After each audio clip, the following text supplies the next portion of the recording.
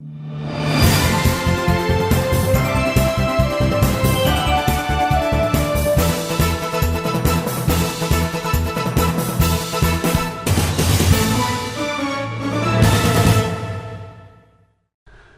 dear friends. Welcome to the show. Jack Chow on East West with G&E TV. Once again, we're talking about the first week of the year, working week, of course, of the year 2015. We're still fresh, we're still new to the new year, and we're putting up some top topics. Top topics being, one of them is the tax revenue, tax topic. We say only death and tax are inevitables, which are true, or are so true that nobody can, go away from. Yet there are laws. So to get into the tax laws, and especially new tax laws for this year, 2015, I have invited a famous CPA of the state of Minnesota, and also he is the enrolled agent of RIS. Mr. John Chang to the show. Welcome, John, please. Good morning, everyone. Thank you, everyone. And hello, Jack. Thank you for inviting me to your show again. All right, my pleasure. My pleasure. Every time of the year, we try to put together some information for our audiences in terms of tax. So what's new this year? First of all, there is no big news or some new law of 2014 and 15. Now we are covering 2014 first, and 2014's law is carried over from 2013. There is no big changes, just some reinstated tax rate and tax laws of 2013 into 2015 and from 2013, 2014, and carry over to 2014. And the Republicans of the House has not, gave Obama the chances of, make a lot of laws permanent, like the lower income tax brackets, lower income, to be permanently into the law. They just give you 1 year extension. I see. The tax rate, first of all, is the same with 2013 because we are now 2015 and we are going to file tax return of 2014. The tax rate still will be 10%, 15%, 25, 30, and 39.6. That's the tax rate. 10, 33. 15, 20, 25, 39, and 46. I'm sorry.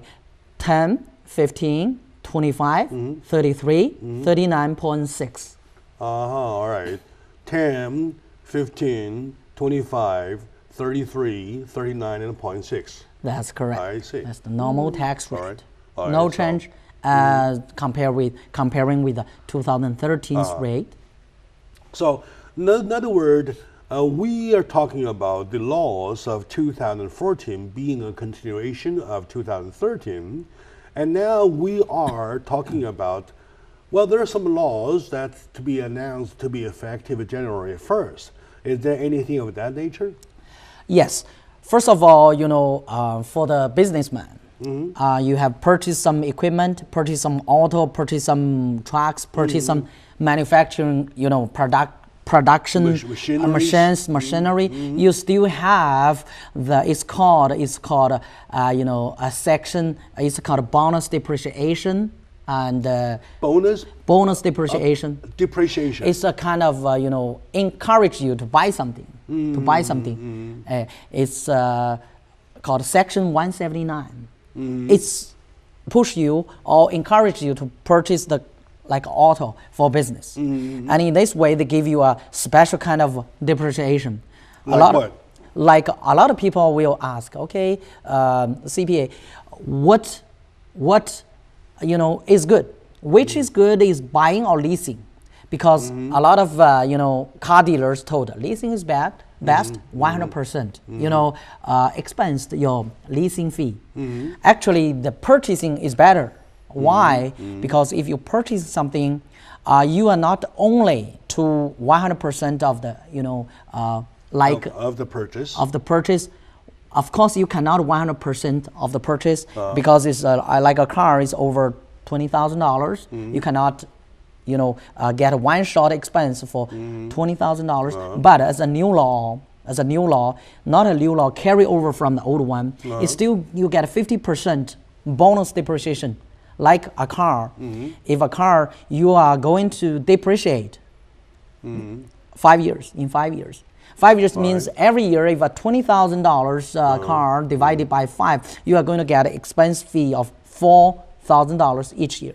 But as a bonus depreciation, if the car is $20,000, the first year, if a new car, you are going to get $10,000 bonus depreciation. First expense, half of it.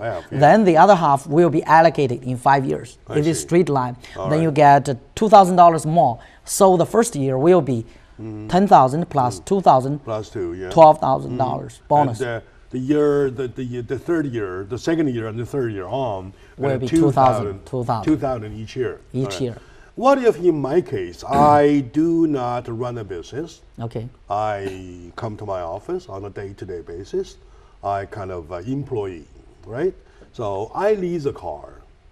So what do I get as benefit by leasing or purchasing as to compare? So as to compare. Yeah, there is very limited because this is majority people's concern and questions. How come I'm an employee? I'm a W-2. How can I do this kind of take advantage of this kind of tax law? Okay, sure. That's the question. It's very limited. I cannot say you cannot do it, and you can do it. It's called the non-employer, non-reimbursed expenses. Like you are a reporter, you are driving the car around the different places, and you use it for your work, and your employer will not pay you or reimburse you some money, and then you use your car. You can take advantage of this one. I see. But there is a income limitation, like 2% of your adjusted gross income. Adjusted gross income means you have a salary, like you have a, $10,000 salary. Okay, it's very less. Then you have adjusted gross income is about $10,000, and you got, if the income is over 2%, you can itemize deductions. Itemize means the government give you like $55. $100 last year, 56 this year, $100 standard deduction. Even you don't have any kind of expenses, you don't have a house, you don't pay interest, you don't pay mortgage, you don't pay the property tax, you still got 56. I see. This year, 2014. I see. And even you don't have it, you got 50. Now you said, I have a lot. I have my house, I pay mortgage interest like $10,000. Okay, you add it, put on itemize. Then you get rid of the 56 because it's less. I use a big one. Now you can use the 2%. The 2% expenses of your income. Your income is $10,000. That will be $2,000. Now you drive your car and lease your car, spend it like over $3,000. 3,000 minus the 2,000, you got $1,000. Then this $1,000 will be added to your, property tax, mortgage, like $10,000. You will be 11. Like the expenses. Like the expenses is called itemized deduction, comparing with the standard deduction. Yeah, sure, exactly. To get back to my original question, though, in my case, I lease a car. I pay $500 a month, right? Yes. So. And that's $6,000 per year. Correct. Right, and I drive around for business, of course, including going back and forth from work, right, including going to business or elsewhere, see people, interviews, and stuff like that. So, do I apply this to my tax deductibles, or do I want to, or as you recommend, to call it for mileage expenses, mileage? Whatever benefit. First of all, 3 questions here. First, you can do it. Comparing with your adjusted gross income. I can or cannot? You can. First, you can. And because your income, like for example, your income is about $60,000 of $50,000. All right. Your adjusted gross income $50,000. The 2% limitation will be $10,000. All right. Like you pay like $500 a month for the lease fee. Comparing with the lease fee, your adjusted gross income is about $10,000 less than this one, less than the limitation of 2%. No way. You cannot. You cannot. And the first example I How explained, about lower insurance? income. And then you put an insurance on top, and of course, you will still make it. The insurance, if it's over your adjusted gross income's 2%, you can make it. If it is less, you cannot make it. It depends on the comparison of this one. It's not simply answer yes or no. And the second question is that you lease or you can take advantage of the mileage. If you lease the car, you cannot take advantage of the mileage. If it is purchased, then you can. I see. You can do it. I see. So you totally give up the advantage of your mileage, right? If you lease a car. If you lease.